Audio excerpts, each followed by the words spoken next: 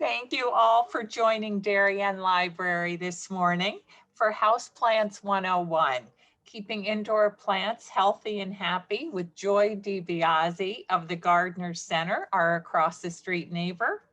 Before we begin, I'd like to mention that programs at Darien Library are made possible by the annual Friends of the Library campaign.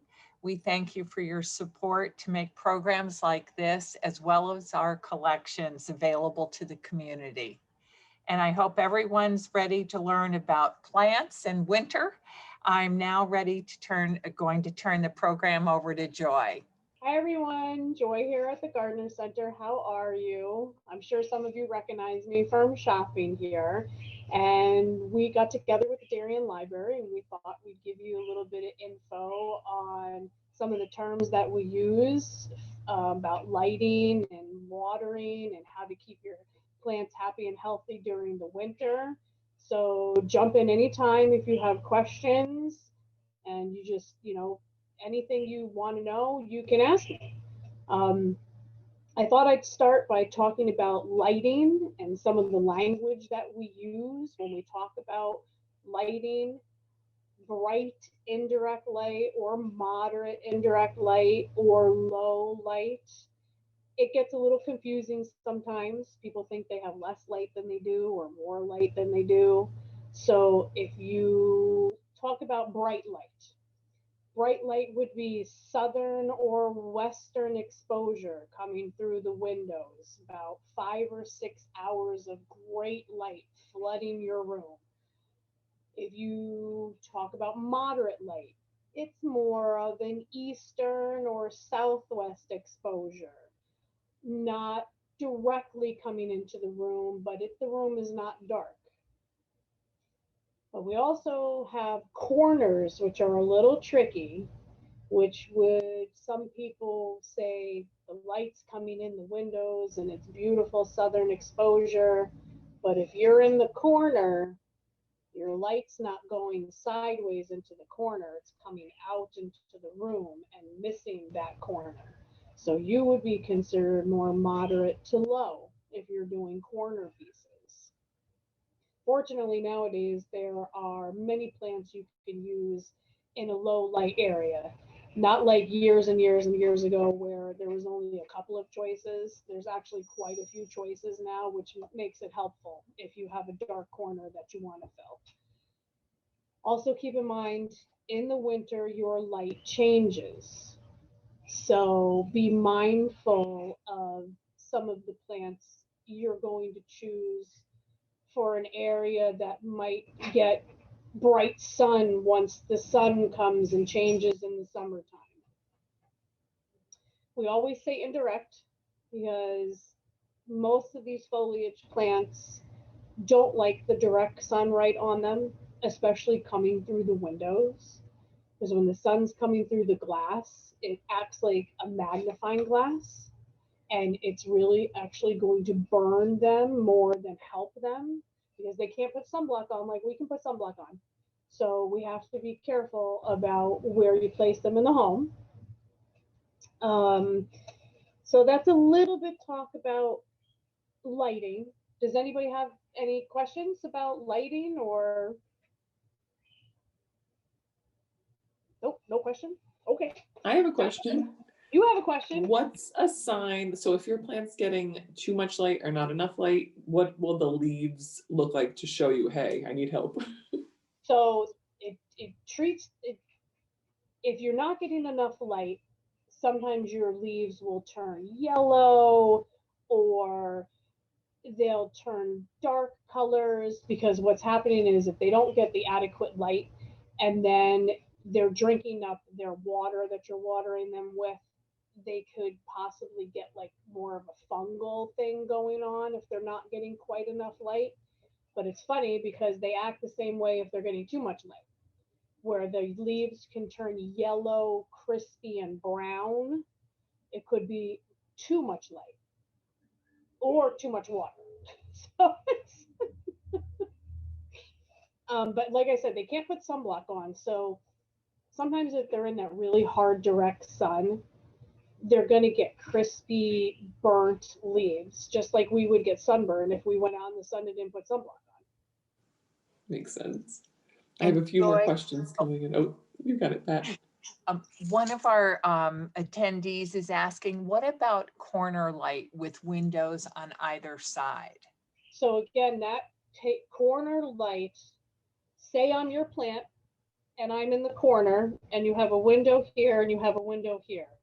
Your light is coming out into the room this way and not actually coming sideways to me. So corners would always be considered more moderate to low unless you have windows on the opposite side of the room. Okay. Then you would be bright to moderate. Okay. Light never goes sideways. It always reflects outward. So even if they're in between the windows in the corner, the light's not coming this way. It's going out this way.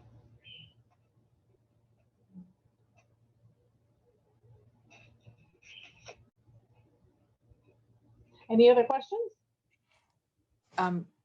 One of our attendees is asking about a peace lily. Okay. It's no longer flowering in spite of the fact that she replaced with organic soil. Okay. And also on the same one, why do tips of leaves turn brown on the peace lily? So tips of leaves on the peace lily could turn brown from inconsistent watering. Peace lilies get very dramatic when they need water, and they tend to wilt and faint. It's better if you don't let them get to that point, because that will cause some browning on the tips. If you let them faint and then you water and then they pop back up like magic, but then you let them faint again and then you water and they pop back up, it's always better to keep them upright by keeping them consistently moist. Consistent would be a word used, a weekly watering, or sometimes the peace lilies have to do multiple waterings during a week. Brown tips can also be caused from what type of water you're using. Some tap water is really high concentrated in chlorine or fluoride. So some plants prefer to have filtered water used, or you can let your tap water sit out for 24 hours to let those minerals dissipate. And if the peace lily's not flowering, you can use a blossom booster. Give it a little boost. Maybe she needs a little help to flower a little bit. So they only flower maybe 2 or 3 times a year. It's not a continuous thing. So if she's only gone a few months without flowering, then just be patient. If she's gone a couple of years without flowering, then maybe a little blossom booster will be in the on the next checklist for the next time you water. And we have someone who's asking, how do you know if you're watering too much or too little? Also tricky, because some of the plants act the same way with too much water and too little water. It's some turn, they show the same signs when you're not watering enough or you're watering too much. Most of the time, if you're watering too much, your leaves will be yellow and mushy and black. And if you're not watering enough, they'll be more yellow and crispy rather than mushy. Okay. So it's a little tricky. Always want to make sure your plant has good drainage. If you're planting in a pot that has no drainage hole, you always want to try to put a layer of stone, at least 1 inch to 2 inches of a layer of gravel or stone in the bottom of your pot to create a reservoir for excess water. And you can also invest in a water meter. They are super helpful, super inexpensive, and they'll be able to tell you if your plant needs water or doesn't need water at the moment. Great. So why don't we go right into watering? When we talk about a consistent water, consistent would mean a weekly watering, say once every 5 to 7 days. Moderate watering would be, say, bi-weekly, once every 10 days to 2 weeks. And when we say dry, it's maybe a month to 8 weeks, which, believe it or not, some plants love to be bone dry. And people look at me and they go, really? 8 weeks? You don't have to water this thing for 8 weeks? And they love it. Some of them love to be dry, drought tolerant, love it, prefer it that way. Stick them in the corner, ignore them, don't water them. Does that sound great? With all busy stuff we have going on, that's terrific. Again, water meters are helpful. Your finger is also the best way to tell if you need to water your plant. You take your finger, you stick it down into the soil, and not just the tip of your finger so it touches. You're going all the way down in, maybe 1 inch to 2 inches down, and you'll be able to feel in that soil if it's damp, if it's bone dry, or if it's wet. And unfortunately, all different plants like all different types of watering, so you just have to figure out which plant you have and how much water it likes. Always use warm water or lukewarm water if you can. Try not to use very cold water out of the tap. It's like us getting in a cold shower. You're using that cold water, pouring it over the soil, and it's going down into the roots, and it would be like us jumping in a cold shower. Nobody wants to do that. So there's a few different things. Some plants like to be watered from the bottom. African violets like to be watered from the bottom. They don't like to have water touch their leaves. Cyclamen love to be watered from the bottom because, and especially this time of year, you'll see cyclamen all over the place because cyclamen love the cooler temperatures. So they're more of a winter flowering plant. They are a tuberous plant. So they sprout from a tube. If you top water your cyclamen and you get water inside that tube, the whole plant rots. So always water from the bottom. Your succulents can be watered from the bottom, so you're not getting water on their leaves or in little pockets, so the leaves aren't rotting out. Also, misting is a good thing to do during the winter time for certain plants. They're missing their humidity outside. I don't know if anybody else has noticed, but this winter has been horrible dry. My sinuses are terrible, terrible. So the plants need their humidity too. I run humidifiers in the house. They'll appreciate a good misting, or run the humidifier if you have one. It also helps to deter certain pests that you'll find during the winter time that like it dry and hot inside the house. Should I pause or should we keep going?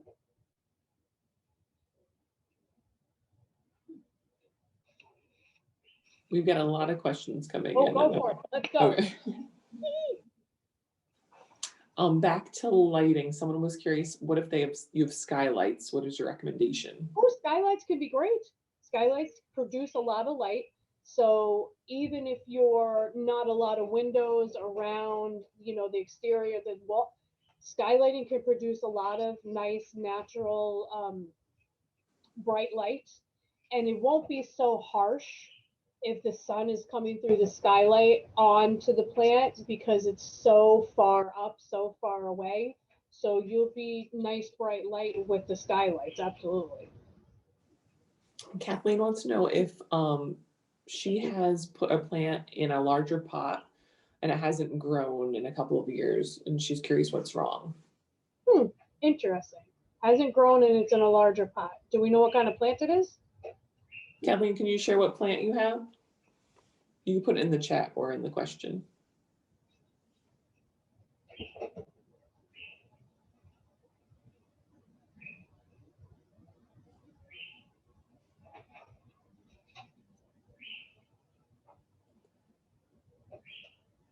rippled leaf. Oh, It says NI, but a rippled leaf. and I ripple Maybe leaf she's not sure. peperomia, maybe ripple leaf could be peperomia. Some plants are slower growers than others. I would suggest fertilizing it. Did it need to go into a larger pot? Was it necessary? Did you put it in a larger pot because it wasn't growing? Depending on what type of plant it is it getting adequate light? So there's a few different factors I would check there. A fertilizing, light requirement. I don't know what type of plant. When you say ripple, it makes me think of peperomia plant, but it could be. She said she put it in a larger pot because it wasn't growing. Oh, It was interesting. stunted. So just because it wasn't growing doesn't necessarily mean it needed a larger pot. If you pulled it out and there was a lot of roots around the bottom, then yes, it should have gone. But if it wasn't ready to go into a larger pot, what happens is now you have a lot of soil density and not a lot of root structure.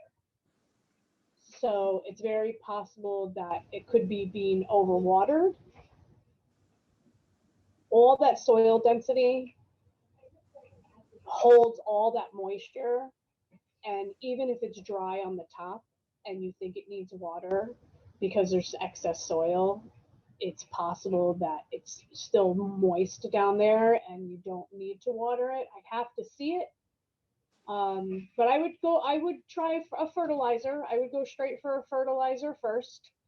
I don't know if she's ever fertilized it, but that would be my suggestion: fertilizer and watch your watering. Maybe a different light situation depending on what kind of plant it is. Now, that brings up another question. What are the signs when you should repot a plant? Because I'm always apprehensive.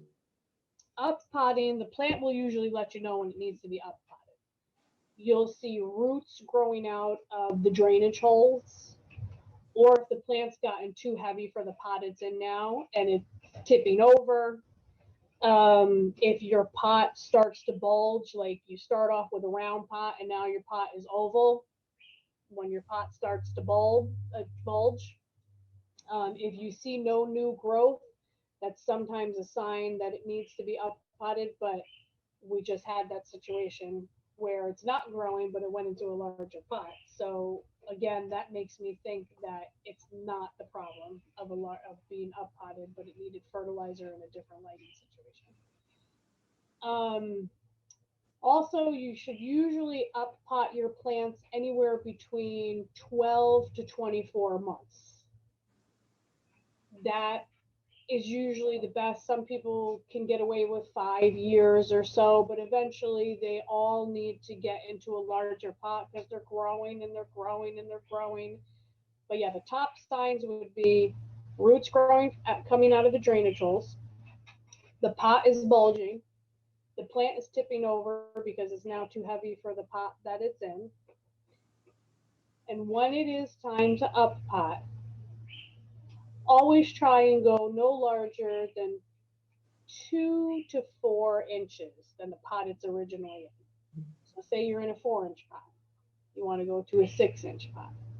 If you're in a 6-inch pot, you want to go to an 8-inch pot. 8-inch to 10-inch. Then when you get to 10-inch, you can go 12 to 14. We suggest that because of the soil density problem, like I just mentioned.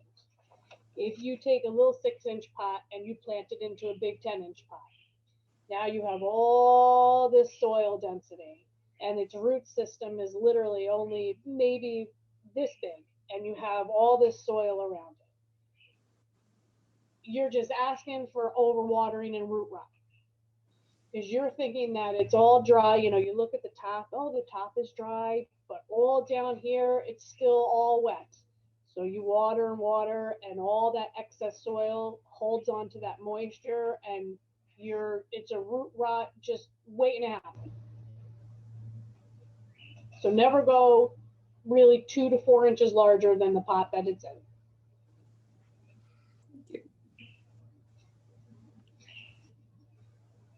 And we also suggest here to make it easier on yourself. These black nursery pots that the plants come in, maybe not the prettiest things you see, but easier to up pot when it's time. So you take this black nursery pot and you plop it into a decorative pot that is a bit larger. So this way, when it's time to up pot, you can up pot into another nursery pot instead of trying to dig it out of that decorative container. Put it into the larger size nursery pot and plunk it right back into the decorative pot. It also makes it easier for you to solve any problems. If the plant's having issues, instead of trying to dig it out of a decorative pot that it's planted in to see what's going on with the roots, you leave them in their nursery pots. You can manage your problems easier.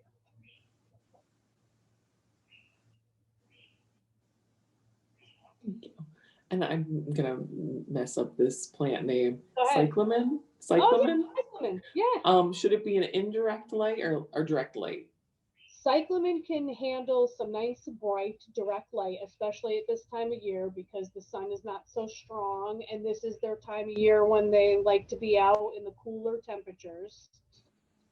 Once the summertime comes along, you do want to pull it out of that bright sun though, because believe it or not, the cyclamen actually love to be cool and not hot.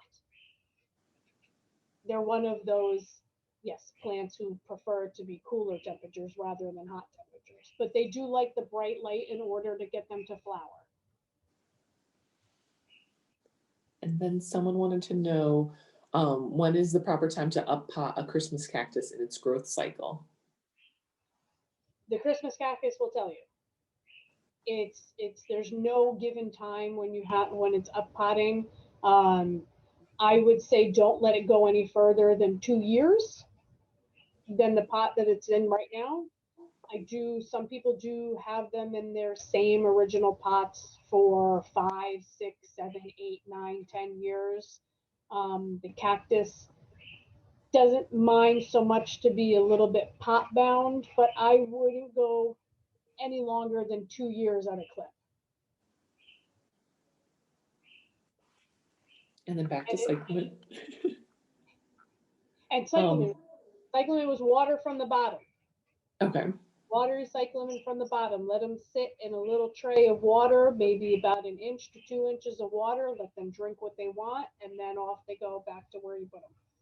And how will they fare in the shade on a patio? Cyclamen?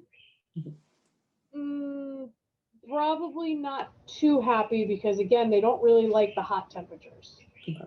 So I would probably keep the cyclamen inside for the summer. However, the Christmas cactus, whoever that person was, if you want to put your Christmas cactus outside in the summer in the shade, it'll love it. It's good to know. Yeah, cyclamen, they don't like it hot. No, they prefer the cooler temperatures. That's why you only see them out. If anybody's noticed, you can only find cyclamen for sale right around this time of year, like November, December, January, February. Once you get past February, they're really not available anymore because they don't like it hot. That's like me. I don't like it hot either. And then one more question about the Christmas cactus. What kind of soil would you recommend? Definitely a cactus or succulent mix for this Christmas cactus. A well draining soil. So any kind of succulent or cactus mix that would be great for the Christmas cactus.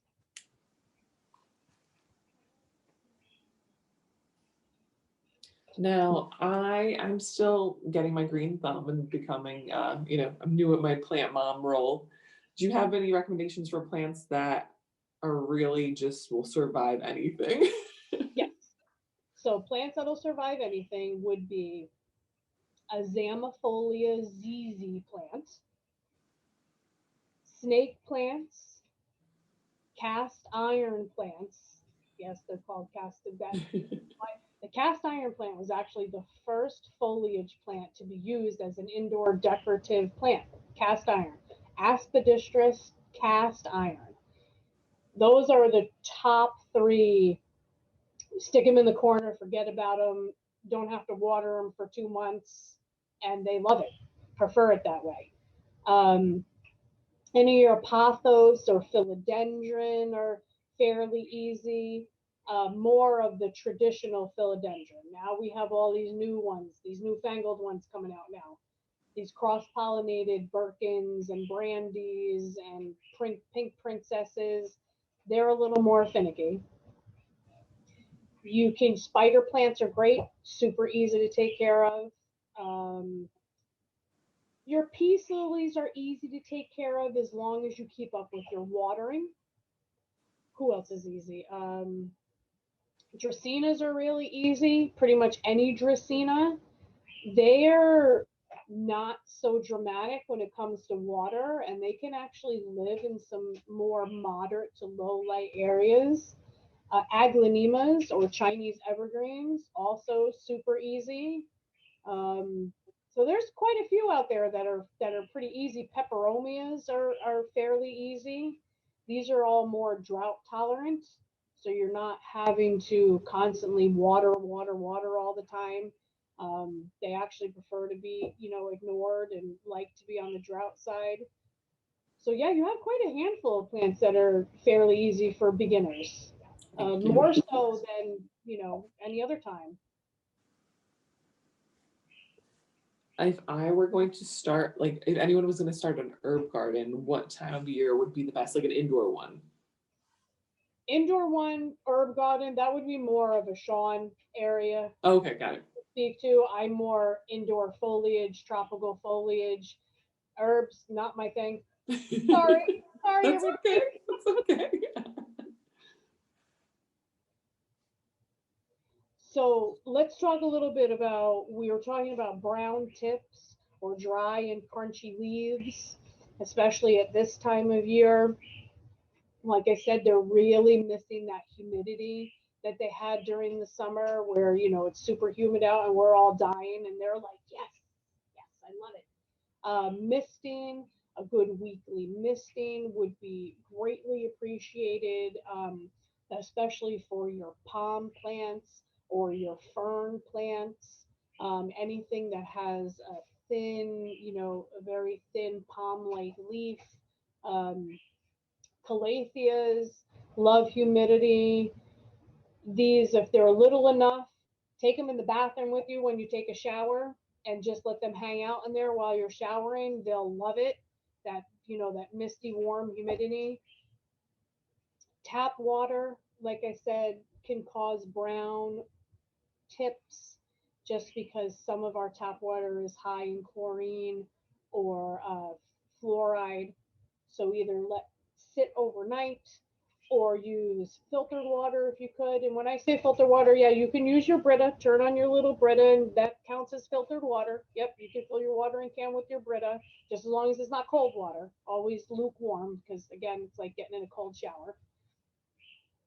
Feed it, fertilize your plants. Some of them require only a fertilizing maybe in the spring and in the fall. So spring, March, April, right before they start their new growth cycle. And fall would be September, October, before they start going into their dormant winter phase. Oh, I see a question. Fig tree. Somebody just popped up with a fig tree question. Sorry, a little slow here. My fig tree has brown edges on the older leaves on the lower part of the plant. Should I leave them or cut off the leaf? There's a lot of new growth up on the top half, so that part looks okay. Perfect. Cut off the whole leaf. They might be old leaves, and this does happen. Sometimes the leaves on a plant get to a point where they're just ready to expire, and they're older leaves because you're pushing out new growth, and some of the older leaves are passing away. Just cut the leaves right off. I would just be mindful of your watering. If you are getting brown edges on your fiddle fig, they like to go dry in between waterings, but they can't go dry for a long period of time. So they can let them go dry, give them a thorough watering. They can't go dry for a long period of time, like, you know, for months. So just, I would just be a little mindful of how you're watering her, but cut those leaves right off. And if you're getting new growth, then she's fairly happy. And yeah, keep that in mind. Some of these leaves that are turning yellow and brown, if they're down on the bottom of the plant, some of them are old leaves that are just expiring, and that just happens. If it's multiple leaves, more than 5 or 6 that are yellowing or turning brown, then you have a problem. And you'd have to just decipher each step and figure out what's going on. Is that the best indicator of something going? I mean, when you have like a blight or before you can see that the leaves have discolored? When you have multiple, when there are multiple, I'd say maybe 4, 5, 6 leaves, 7, and this is all happening to all these leaves at different parts of the plant, top, over here, underneath, then you want to investigate what's going on. And it's funny because plants act the same way sometimes when they don't get enough water or when they have too much water. So it's kind of a tricky thing to try and figure out what's going on, because some plants get yellow leaves when they have too much water or not enough water. Dracaenas are famous for burnt tips. Dracaenas and palms are famous for your little brown tips. This could be inconsistent watering. This could be too much light. This could be using tap water instead of filtered water. Some of them get a little finicky. So be mindful, just if you see brown tips on your Dracaena, it's not necessarily something that's terribly wrong. It's just could be a little simple fix. We just got to figure out which one it is.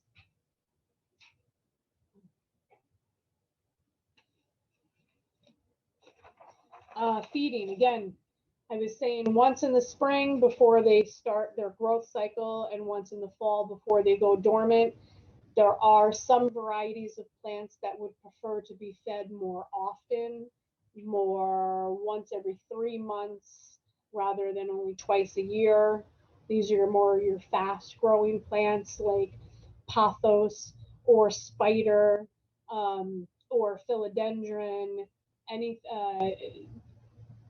spathiphyllums, believe it or not, any of your faster growing plants, because their roots grow quick.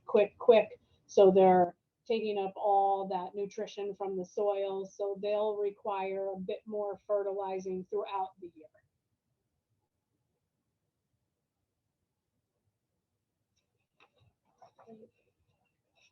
And a water-soluble fertilizer is fine. I use the water-soluble fertilizer here, you know, the little blue powder.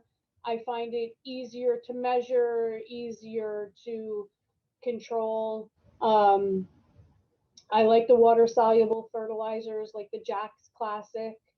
There was actually something written in, let me remember, there was an article in New York Magazine in 2019 naming the top 10 fertilizers, and Jack's Classic was actually on that list as top 10 houseplant fertilizers. Yep, the little blue powder stuff that you mix with the water. It's great. It's, you know, fantastic. Doesn't have to be, you can use organic if you like to. Organic will work. A little smell to it, but it dissipates quick. But a good old Jack's is great.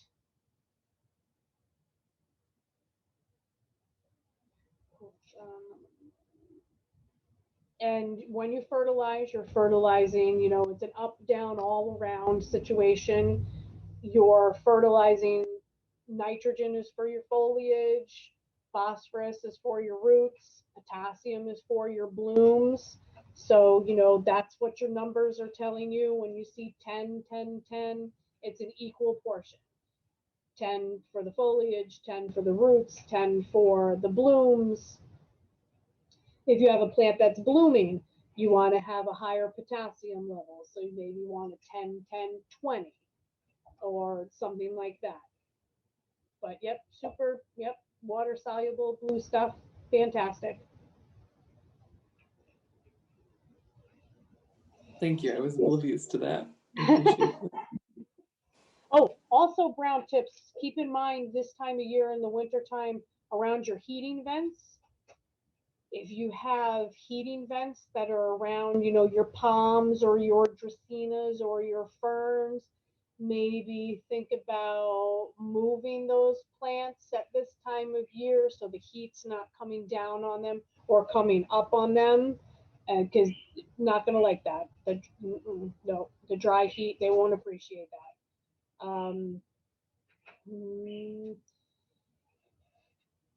Brown tips, see, tricky. Fertilizer burn could also cause lots of browning or black tips if you're over fertilizing, or if you've done a heavy fertilizing and then your soil goes bone dry in between waterings, and then you water, that fertilizer becomes about 10 times more potent. So that can cause burning to the leaves, blackening or brownness, or so be mindful of that also when you're fertilizing. Make sure your plant is moist or damp before you fertilize it, and try to keep at least a consistent moisture level throughout, however the plant likes it.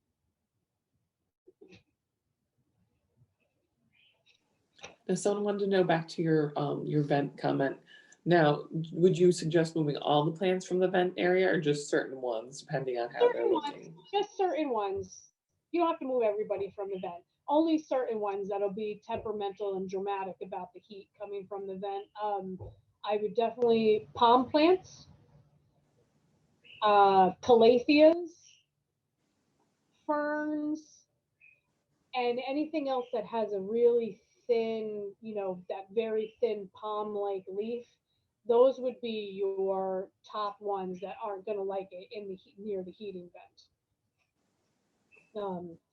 And misting, again, some of these palm plants, I would definitely weekly mist them. This time of year, they're super prone to spider mites because spider mites like it at this time of year when it's hot and it's dry. So definitely your palm plants and your thin leaf dracaenas, give them a good weekly misting. Spider mites can't build their webs in moisture. So the more moisture you put on the plant, the less they're going to want to hang out there. Anybody have any questions about bugs? No, but tell us about bugs. Tell you about bugs. There's a lot of different kinds. They're environmental.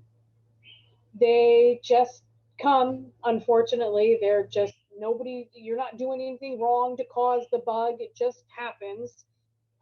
There's many different kinds. We just said spider mites. Spider mites, mealybugs, aphids, and scale are your really top 4 that are house plant bugs. Mealybugs look like little pieces of cotton, little tiny pieces of white cotton. Aphids come in a few different colors. Usually your indoor ones would be black or green. And scale looks like a little barnacle attached either to the underleaf or the stem. It looks like a little tiny, almost like a little barnacle. What they do is the bug attaches itself to the plant, and then it forms a protective coat around it, like an armor, which is why they call it scale. It looks like a little barnacle. Super easy to remedy as long as you catch it, you know, before, even if it is a bad infestation, you can, with work and time, get it under control. Mealybugs are my least favorite. Can't stand them. They drive me nuts. Oh, and fungus gnats. Fungus gnats is another one. Fungus gnats are a soil insect, not a foliage insect. Fungus gnats will come from the soil. They'll come from overly damp or wet soil, and they're easy to get rid of too. It's just each one has a different way, a treatment. Fungus gnats, I'm going to freak everybody out when I say this. Fungus gnats lay their eggs in the first top 2 to 3 inches of the soil. So to get rid of them, a little mosquito bits on the top of the soil, scratch it in a little bit. That'll take care of the kids. And little sticky traps will take care of the little flies. And they look like little fruit flies. And they thrive in moist or wet soil. Again, mealybugs, environmental, aphids, environmental. If you have your plants outside during the summer and you're going to bring them in for the winter, I suggest you hose them off.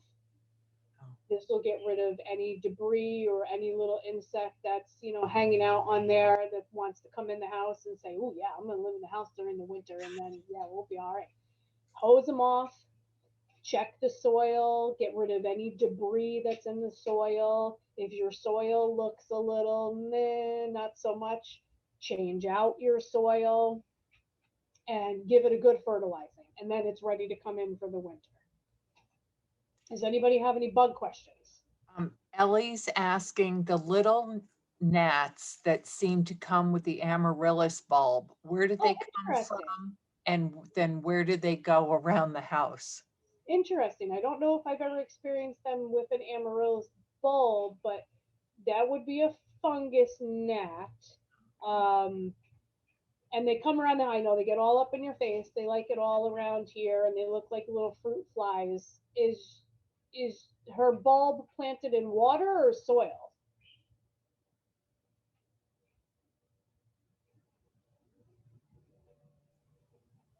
Soil. So I would ease back on your watering. I would water less to keep them, at bay. It's possible it was 1 or 2 gnats that were either in the soil or on the bulb when it came, but I would let the soil go a bit dry in between waterings for the Amaryllis. And if you do that, your Amaryllis will actually last a little longer, because if you keep them consistently moist, they bloom faster. If you let them go a little bit on the drier side in between, then they'll last longer in bloom. Okay. And someone's asking, they use sticky traps to capture the bugs. Is there a better way? Sticky traps to catch the adults, but you have to get in that soil and get rid of the larvae or the babies, because they're just going to turn into more adults. Oh, okay. So sticky traps for the adults, and we suggest using mosquito bits to sprinkle and scratch into the soil, which will get rid of the larvae. So kill 2 birds with 1 stone. Okay. Yeah, the spider mites like it at this time of year. This is the time of year for spider mites. They like it dry and hot. They build their webs in between the leaves of the palm plants or right at the base of the frond. You'll see little tiny webs in there. So misting, like I said, misting will definitely help keep them at bay during the winter. I know we could go on for like 2 hours with this Zoom thing. And let's see, what would be your pick for a large showy plant for a sunroom? Ooh, for a sunroom. Is it a heated sunroom? I'm betting it is. Okay. A large showy plant for a heated sunroom. The first thing that popped into my mind was a bird of paradise. Ooh, pretty dramatic. Yes, Oh yeah, lots of, I wish I could take you with me out into the floor right now so I could show everybody a bird of paradise. Yeah, large, that first one that popped in my mind would be definitely a bird of paradise for a large showy plant for a sunroom. And yes, it is heated. So that was the Okay, good. Yes, we sell mosquito bits. I see a little question that says mosquito bits. It's a little granular. They're almost like a light brown little chunks, little bits. They're called mosquito bits. Okay. Yep. And we sell them if you need them. But yeah, it's bird of paradise for the sunroom for sure. I have two really large ones right now if anybody's interested. That's right. I think that's all our questions for right now. Okay. So now I'm trying to think if there's anything we didn't cover. We talked about fertilizing. Talked about uppotting. Talked about brown tips.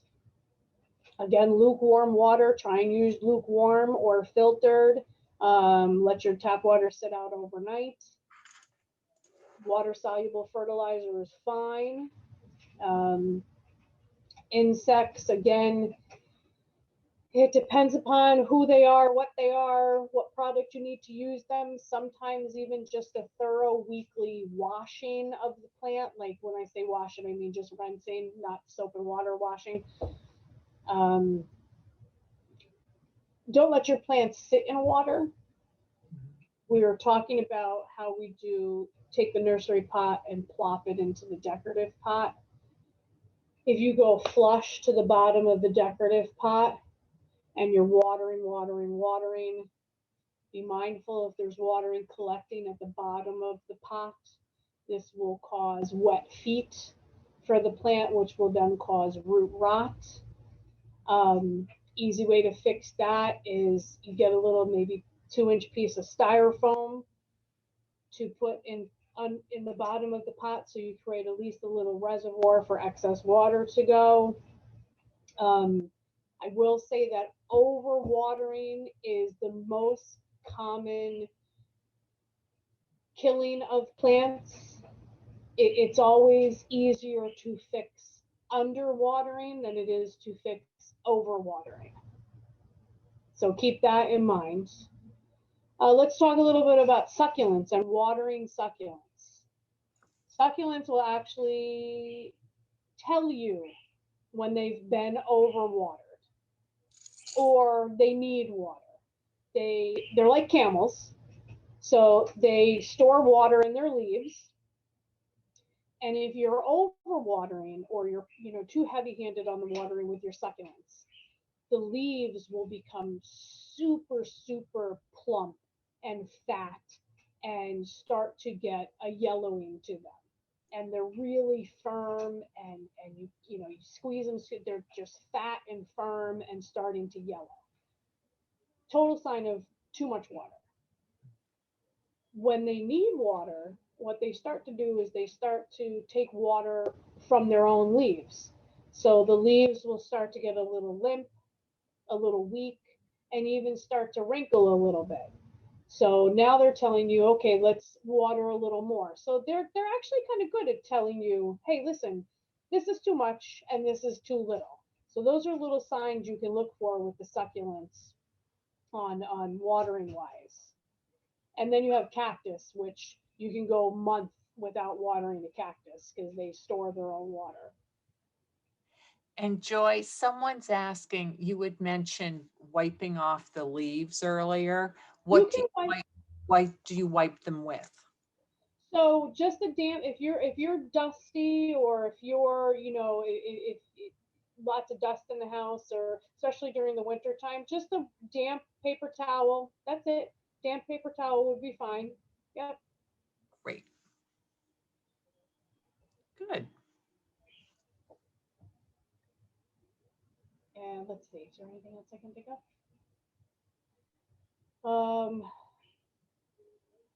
Some drama queens when it comes to watering certain plants that like humidity. Again, anybody who likes humidity, If you don't have a humidifier or if you don't want to mist weekly, I'm telling you, if it's small enough, take it in the bathroom with you when you're in the shower, and it'll be great. It'll love it.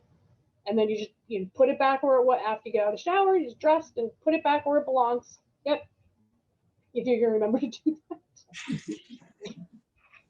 Joy, I have a question for you. I've seen a lot of people just in this past year do a lot of propagating, and that's very new to me. Can you give kind of like a quick tutorial or guidance? So some plants are much easier to propagate than others. Some plants require air layering, which is a whole nother conversation in itself. Usually just a quick, straightforward propagation is you take a cutting from your plants. You either go into water or root tone, powdered root hormone, and then into soil. It depends upon what it is. Maybe we should do a Zoom on propagating because that's a whole situation in itself. Super easy propagating plants though are philodendrons, pothos, any of the Tradescantia, which people will recognize if I say its common name is wandering Jew. Super easy to propagate. Most of your succulents are super easy to propagate. Snake plants can be easy to propagate. Some not spathophylums. Philodendrons and pothos are an easy water propagate. You take your cutting, you can already see some of the stem has roots on it. You drop it into your water. Make sure you change your water daily or every other day just to keep that fresh water in there. You're going to sprout roots. It'll usually take 2 weeks to a month for roots enough to plant into soil. The Tradescantia or the wandering Jews, super easy cut, a little bit of dip in a rooting hormone powder straight into soil like that. It's crazy. They're just propagate like crazy. Dracaenas are easy to propagate too. Dracaenas, if you chop their head off and a little rooting hormone powder straight into soil, it'll take them about a month and super easy to propagate. But getting into the whole propagation, again, would be a whole nother Zoom conversation. Okay. We have a few more questions. Someone's asking, what do you feed Cyclamen? So Cyclamen would be a blossom booster. And Cyclamen would be, I would do the Cyclamen probably once every 3 to 4 months to keep those blooms going. Any kind of blossom booster. Okay. And again, water Cyclamen from the bottom, everybody, from the bottom. And overwintering begonias, do you cut them back? It depends on what kind of begonia it is. If it's an outdoor begonia that you're bringing inside, that would be more of a Sean question. Okay. Most of your indoor begonias, like your maculatas or your Rex begonias, your Rieger begonias, nope, they just live in the house all year long. There's nothing, don't cut them, you're not cutting them back or anything. Nope. Okay. Back to the Cyclamen, this person's asking Miracle Grow. You can use Miracle Grow. Okay. You can use Miracle Grow. Again, try and get something that says bloom booster or blossom booster for the flowers to get those flowers going. And I would again do that probably. I would feed it once every 3 to 4 months. Okay. And Elizabeth's asking, are air plants succulents? Air plants are technically in the succulent family because they don't require watering or soil. You do though with your air plants. The best way to treat them is give them a weekly soaking. Take the air plant off of its display and soak it for about an hour to an hour and a half in water. monthly, I would add some succulent or cactus fertilizer to that water. You can also mist, but you have to be careful with how you mist your air plants. If you're misting, and you're getting water into like the cup of the air plant, it's very possible you can rot them. So the weekly soaking is always the best way to take care of the air plants. Okay. And how do you get Amaryllis to bloom again after they kind of petered out? Another Sean question. Amaryllis would be a bulb. That would be either a Tracy or a Sean question. Okay. Not a problem. And I think that's the end of the questions, though. All right. And we killed it just right with 4 minutes to spare. Perfect timing, Joy. Thank you so much for joining us. Everybody had a good time. I hope I was informative. And again, if you need any questions, you can always, we know where to find you. You know where to find me. 5 days a week, 9 to 5.